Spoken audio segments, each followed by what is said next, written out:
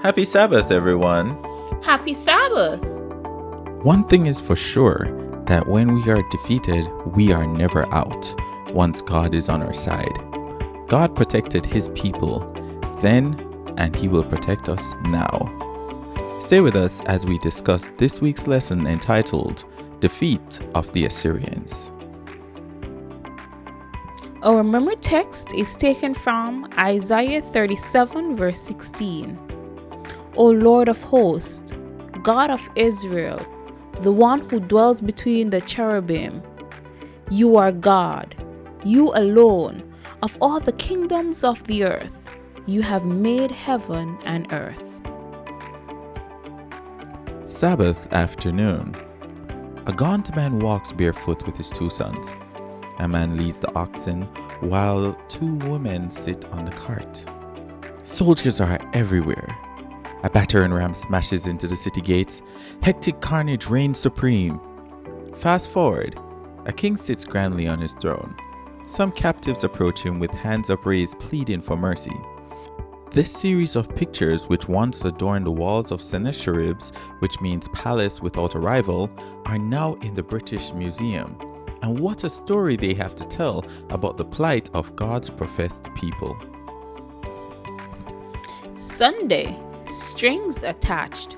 Isaiah 36 verse 1. Hezekiah inherited a kingdom that had lost full independence. Just as important as military and organizational leadership, Hezekiah provided spiritual leadership as he sought to boost the morale of his people at this frightening time. But the king of Judah has determined to do his part in the preparing to resist the enemy, and having accomplished all that human ingenuity and energy could do, he had assembled his forces and had exhorted them to be of good courage. Monday, propaganda. Isaiah 36 verses 2 to 20. The rulers of Assyria were not only brutal, but they also were intelligent. The Rabshakeh made some rather powerful arguments. His arguments were persuasive. Backing him up were two unspoken arguments. First, he had just come from where the Assyrians were showing what happened to a strongly fortified city that dared resist them. Second, he had a powerful contingent of the Assyrian army with him. Tuesday, shaken but not forsaken.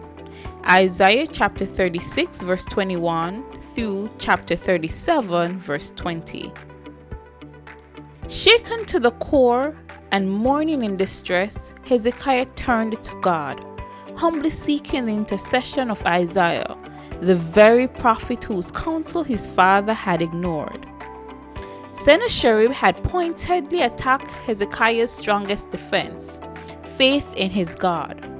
Rather than buckling down, Hezekiah appealed to God to demonstrate who he is, so that all the kingdoms of the earth may know that you alone are the Lord. Wednesday, the rest of the story. Isaiah 37 verses 21 to 38.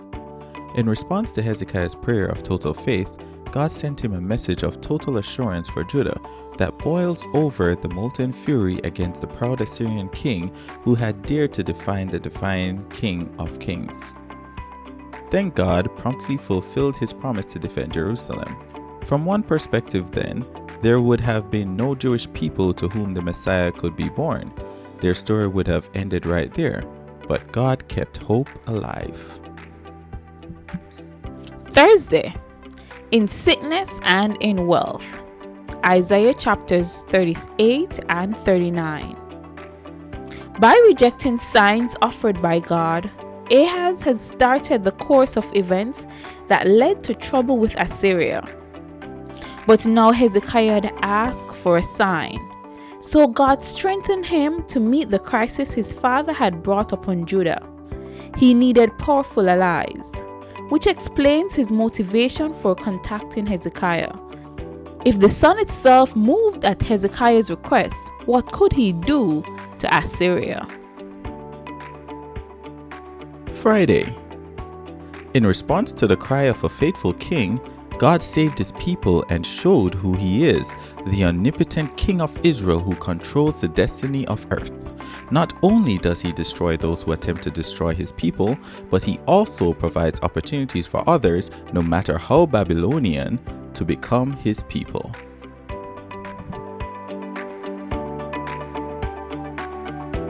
Have a happy Sabbath.